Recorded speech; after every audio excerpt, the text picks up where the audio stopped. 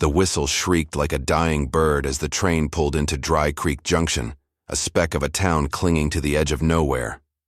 Dust rose in lazy spirals, catching the last of the afternoon sun. The platform was weather-worn and half-empty. Just a few figures in wide-brimmed hats and dusty coats watching the iron beast exhale steam and heat. When the door opened, she stepped down carefully. A young woman in a pale green traveling dress that had once whispered of Eastern elegance, but was now dulled by coal smudges and creased from days of motion. Her boots touched the planks as if she didn't quite trust the ground. In one gloved hand, she clutched a small brass-locked chest. In the other, a folded letter, edges worn soft from rereading. Genevieve Beaumont. She looked no older than 26, but her eyes had the stillness of someone twice that. Not afraid, just practiced. She scanned the platform for a face, any sign of recognition. A hat tipped, a name called. There was none. Only the wind. A teenage boy with crooked teeth offered to carry her chest. She declined with a polite shake of her head and stepped forward. Inside the general store, the clerk looked up with curiosity and hesitation, the kind reserved for strangers who arrive too late and don't yet know it. "I'm looking for the Sutton Ranch," she said, smoothing the creases of her dress. Her voice was low and even. "My arrival was expected." The man's throat clicked as he swallowed. "Ma'am, I'm real sorry to say, but the Sutton place, well, it burned down about 2 weeks ago. Lightning struck the barn. Fire spread. Quick, she didn't blink. And Mr. Sutton," the man hesitated, "passed a few months before that. Consumption, folks say." There was a pause long enough for the wind to push the door open behind her. It creaked, then slammed. She folded the letter slowly and tucked it into the hidden pocket at her waist. "I see." She turned and left without a word. Behind her, the murmurs began, curious, sympathetic, prying. She came all the way from back east. Mail-order bride, they say. Too late. Poor thing. The sun was sinking by the time Evie crested the rise that overlooked what used to be the Sutton homestead. The wagon driver who offered a ride halfway had dropped her near the river bend and left with a glance that said more than any words might. She walked the last mile in silence, boots crunching gravel. The smell hit first. Charred wood, old smoke, wet ash. Then the shape of it, blackened beams like ribs of a dead beast poking from the earth. The house had been swallowed whole. Only a few stone steps remained, leading to nowhere. She moved through the wreckage without hurry, as if she'd known. As if some part of her hadn't believed the letter even while clutching it like gospel on the train. She sat on what used to be the front stoop and set her chest beside her. Her gloved hand brushed away a smear of soot on the stone, and for the first time her shoulders dropped, not from grief, from exhaustion. She didn't cry. She just sat. The sound of boots on dirt came slow and sure behind her. She didn't startle. He stepped into view, a tall man, broad across the shoulders, his coat open at the collar, sleeves rolled up. His face was weather-worn and quiet, shaded by the brim of a faded hat. One arm hung by his side. The other sleeve was pinned at the elbow, neat and clean. He carried a wooden toolbox in his one good hand. "You came looking for the Sutton place?" he asked, his voice low and scratchy like old leather. She nodded. "Too late," he said. "I noticed." He studied her a long moment. "Did you know him?" "We exchanged letters," she said. "He sent for me before he passed." "I didn't." "No." The man nodded once. He didn't offer comfort, just honesty. "I'm Silas Reed," he said. "I build things, fix things." "Do you rebuild the dead?" she asked softly. He gave the smallest flicker of a smile. "Just the things they leave behind." She looked around, at the bones of the house, the blackened soil, the ghost of a life that had vanished without waiting for her. "How much to rebuild this?" He raised an eyebrow. "Alone? I'll work beside you. You don't strike me as the hammer-swinging type." "I wasn't," she said. "But that was another life." He gestured toward the small brass chest beside her. "You always carry your fortune in plain sight?" "I carry what's mine. No husband, No family here? No one who will come looking? He looked down at the soil, then back at her. Where'd you get the money? Her lips pressed into a line. I didn't ask where you lost your arm. Silas tilted his head just slightly. Fair. The sun dipped below the ridge. The world turned quiet. Coyotes howled far off. Can be here at dawn, he said. If you're serious. I wouldn't have come this far if I wasn't. He turned and walked away without another word, his boots echoing across the dead soil. She didn't watch him go. She stayed seated, hand resting on the brass chest, eyes on the moon climbing over the hills, and so began the slow, silent resurrection of a place thought lost, not by love or faith or fairy tale promises, but by two people who had lost too much to believe in anything except what their own hands could build. The days began with the creak of wood, the strike of hammers, and the rustle of wind in the high grasses. Evie woke before the sun now, no longer because she had to, but because her body had grown attuned to the rhythm of the land. She wore old men's work pants she'd bartered for in town, a buttoned shirt with sleeves rolled high, and leather gloves a size too big. Each morning, Silas arrived without fanfare. No greetings, no questions. Just a nod and a lifted saw, the quiet agreement between two people who had decided to build something because there was no other choice. The work was backbreaking, splinters and cuts and sunburned shoulders. She learned to swing a hammer, then to hold a board steady while Silas, with quiet precision, nailed it in place using only one hand. He tied the hammer to a leather brace on his right arm, moving with a rhythm she soon fell into. They didn't speak much during those hours, but silence had a weight of its own. It wasn't empty. It held something steady, something shared. One afternoon, while balancing a beam on the new rafters, Evie paused. Her fingers trembled from fatigue. Silas noticed. You should rest, he said, not unkindly. I'll rest when the walls stand, she answered. A pause. You're not like most folks who come out here, he said. I'm not like most folks who stayed back there either. That evening, as dusk painted the sky in violets and burnt orange, she sat near the fire pit they'd built together, blowing on a tin cup of coffee. Silas sat across from her, his good hand resting lightly on his knee, the fire casting flickering shadows across the old scar where his left arm ended. Did the war take it? She asked gently. He didn't look at her. No, he said. The aftermath did. He shifted, then spoke again. Fought for years. Lost good men. When I came home, everything else was already gone. My wife died while I was away. Infection, during childbirth. Took the baby with her. Silence again, heavier this time. The fire cracked softly between them. I stayed to bury her. Then I stayed because I didn't know where else to go. Evie's fingers curled tighter around the tin cup. She didn't ask more. Instead, she said, You build things with one hand. That's more than most can do with two. He looked up at her, startled by the honesty, then gave the faintest of nods. The next morning, she saw something new waiting beside the woodpile, a set of gloves in her size, lined with soft cotton, worn, but cared for. She didn't ask. He didn't explain. But she wore them. It was a rhythm they fell into until the banker came.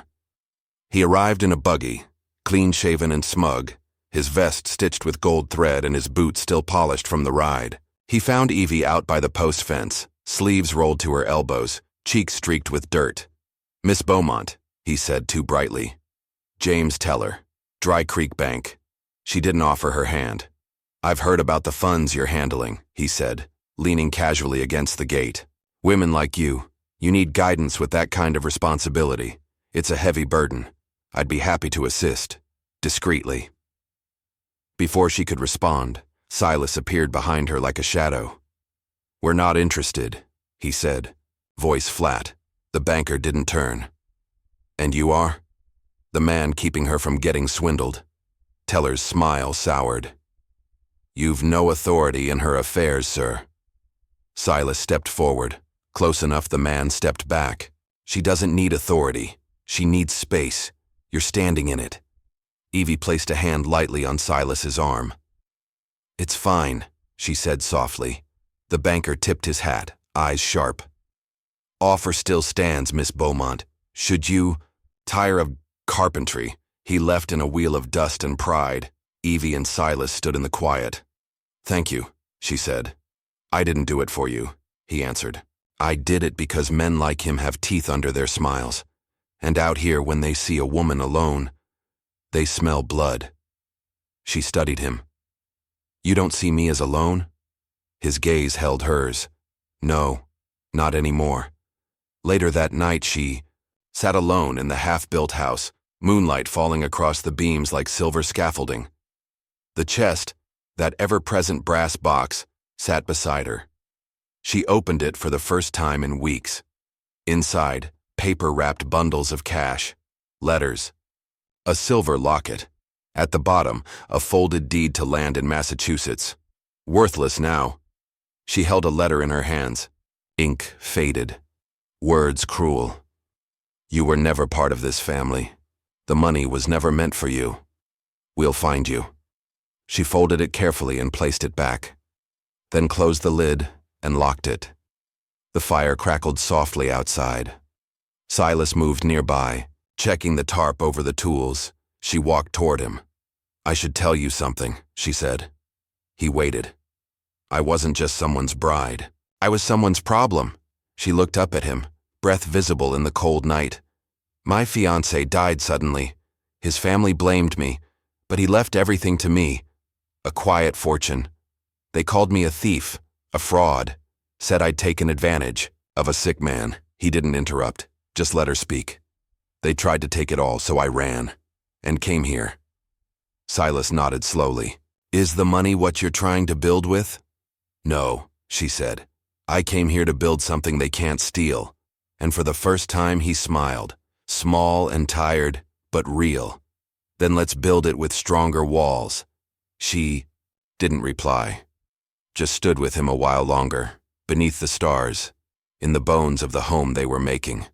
Plank by plank, silence by silence, trust by fragile trust. The winds had shifted. By mid-morning the clouds were already thickening, rolling down from the north like a dark tide.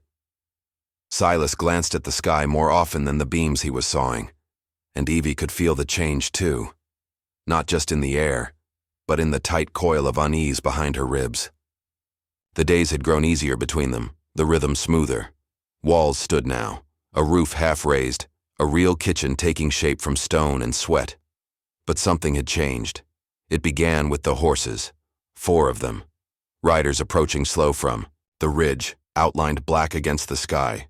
Not locals, not wanderers, Eastern hats too clean, postures too upright, faces too full of intention. Evie dropped her hammer. Her breath caught. She knew them. She knew one of them by name. Silas saw her face change and stood from the sawbuck. He followed her gaze, then picked up the rifle from where it leaned by the stump. Not loaded, not cleaned, not even meant for men. But in his hands, it was more than a warning. The men dismounted slowly, deliberately, boots sinking into the muddy earth. The one in front wore a long tan coat and thin black gloves, ridiculous for the weather. His voice was syrupy, rehearsed. Miss, Beaumont, he said. You've been hard to find. She stepped forward, slow and quiet. The earth squished beneath her. Rain had begun to mist. I told you I never wanted to be found, she said. The man smiled, not kindly. Your fiancé's family has rights to what you've taken. You've no business out here, no claim. Hand over the funds. We won't press charges. She has a claim, Silas said from behind her, his voice hard now. She has land, and a house, and protection. The man turned toward him like swatting a fly. A crippled carpenter and half a shack aren't much of a shield. The world seemed to still in that moment. Then chaos. One of the men lunged. Silas raised the rifle, but the blow landed too fast. The stock of another gun slammed into his ribs, sending him crashing into the wall frame. A groan escaped him as he slid to the mud, clutching his side. Evie screamed. The man in gloves stepped forward. Don't be foolish, Genevieve. You were never meant to be out here. You're not one of them. Come back with us, and no one else. Gets hurt. Evie looked at Silas, curled against the beam, blood blooming through his shirt. She saw her father's grave flash in her mind, saw the ink on the letters they sent, the courtrooms, the closed doors, the way people had looked at her when they called her liar, gold digger, criminal. She turned back toward the house, toward the shotgun Silas kept in the frame of the cabin, meant for coyotes, not men. Rain was falling now. The air was electric. Wet boards creaked beneath her boots. She gripped the shotgun, checked the chamber with trembling fingers. Then she stepped into the half-framed doorway, hair slicked to her cheeks, water dripping from her brow. The men froze. "Think I need a man to protect what's mine," she shouted over the wind. "You're wrong." She lifted the shotgun, aimed low, and fired. The blast kicked against her shoulder. Mud exploded in front of their boots. One of the horses reared. One man stumbled backward, hand to his side. I said, "Go." Her voice was hoarse, sharp, final. The man in gloves started to step forward again, but then another voice rang out behind him. "Drop it," shouted Sheriff Clay from atop his mount, rifle leveled. Two deputies flanked him. Their badges gleamed. In the stormlight. "On your knees," one shouted. "Now!" The men obeyed, slowly, snarling, humiliated. The sheriff nodded once to Evie, then toward the wounded Carpenter. "You all right?" She was already dropping to her knees beside Silas. Rain soaked her clothes as she pressed her hands to his ribs. "It's not deep," he muttered, wincing. "Just knocked out of me." "You're a terrible liar," she said, voice shaking. She helped him up, her arms under his. Together, they moved toward the fire pit. The sheriff and his men led the four Easterners away, cursing as they went. The time the storm passed, the land smelled of smoke and wet cedar. Thunder had retreated, lightning gone. Inside the cabin frame, Evie laid Silas on the cot they'd built from scrap and pine. He hissed as she lifted his shirt. The bruise was already purple and spreading.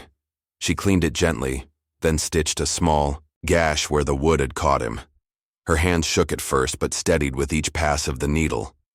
"You didn't have to do all that," he said. She didn't look up. "Yes, I did." His voice was hoarse. "Most people run. I've been running for years. This time I stood still." She paused, set the needle down, took his rough hand in hers, the one still whole, still calloused from a lifetime of labor. She lifted it to her lips and kissed it softly. "You held up a house with one arm," she whispered. "I can hold up the rest." His breath caught in his throat, but he said nothing. The night stretched out around them, calm now, no thunder. Just the patter of water dripping from the tarp, the scent of earth and blood and firewood. Evie didn't sleep that night. She stayed by his side, one hand wrapped in his, the other resting lightly over the chest she once feared she'd die protecting. Now she knew. It had never been about the money. It was about the place she'd found, and the man she wouldn't lose.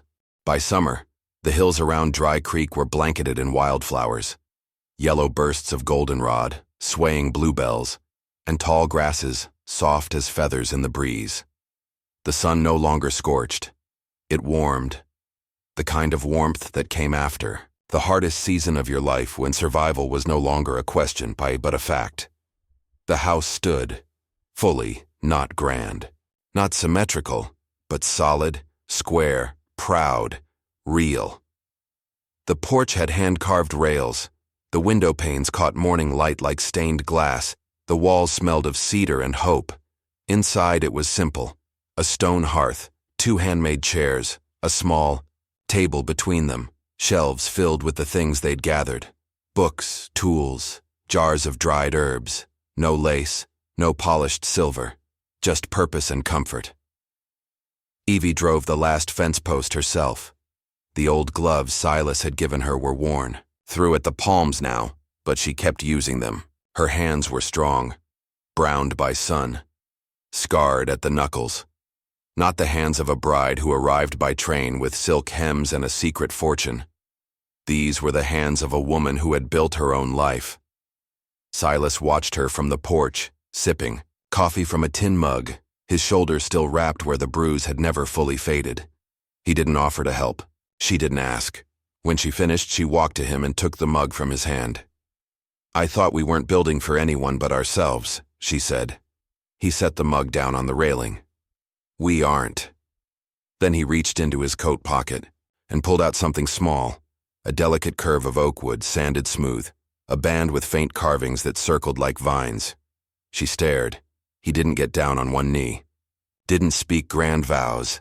He just held the ring between his fingers and said, "It's not gold, not silver, but I carved it to fit only you." She smiled, took it, held out her left hand, palm trembling just slightly. He slid it onto her finger. It fit perfectly, warm from his hand. They didn't kiss. Not right then. They just stood there, their foreheads nearly touching, her eyes closing for a second as she exhaled the last breath of the life she'd run from. A bird called from the ISO, cottonwoods. The world kept turning. Later, Evie painted the last board of the porch rail white, humming a song she didn't remember learning. Silas fixed a saddle with one hand, knife between his teeth as he worked. Their movements were wordless, easy, familiar.